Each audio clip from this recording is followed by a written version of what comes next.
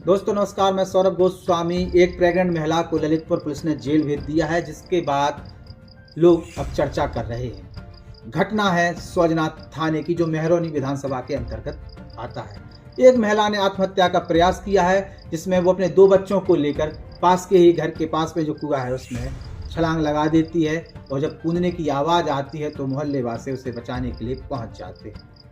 महिला को जब ढूंढा जाता है तो महिला और उसका एक बच्चा तो जिंदा बचा लिए जाते हैं, लेकिन सुबह तक जब पानी खाली होता है कुएं का तो एक बच्चा की जो है वो मौत हो जाती है। जब पीछे की कहानी ढूंढी जाती है तो पता चलता है कि महिला लगातार, जो आरोप प्रत्यारोप लगाए जा रहे हैं कि महिला लगातार पुलिस को शिकायत पत्र दे रही थी, उसकी सुनवाई नहीं हुई। तो कुछ बातें इस प्रकार की भी सामने आ रही कि महिला पर ही कुछ एलिगेशन लगाए जाए तो उसे परिवार की तरफ से ही प्रताड़ित किया जा रहा था, और उसके बाद महिला परेशान हो गई और उसने आत्महत्या करने का प्रयास किया है। पक्ष विपक्ष दोनों तरफ से अपने अपने आरोप प्रत्यारोप हैं।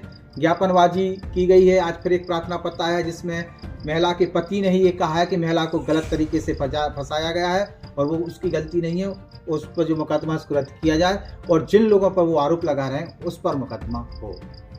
अब उसमें थाना प्रभारी जो हैं संदीप सिंह सेंगर, उन पर भी आरोप लग रहे हैं पक्ष को, या कहें कि पक्षपात करने के।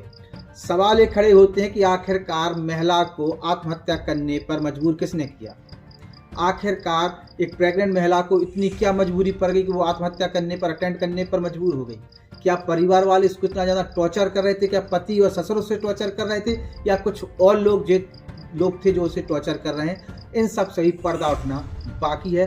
पुलिस अपने तरीके से जो भी आनन फानन में लगा, उन्होंने महिला पर कार्रवाई कर दी, वो प्रेग्नेंट महिला जो कहीं ना कहीं पीड़ित थी, परेशान थी, और उसी ने आत्महत्या करने का प्रयास भी किया।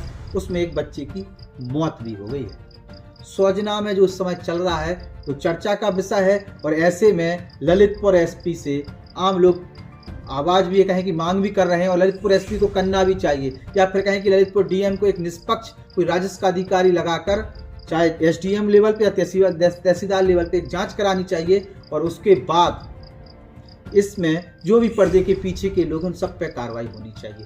चूँकि जो उस महिला के साथ हो रहा है वो सही नहीं हो रहा है।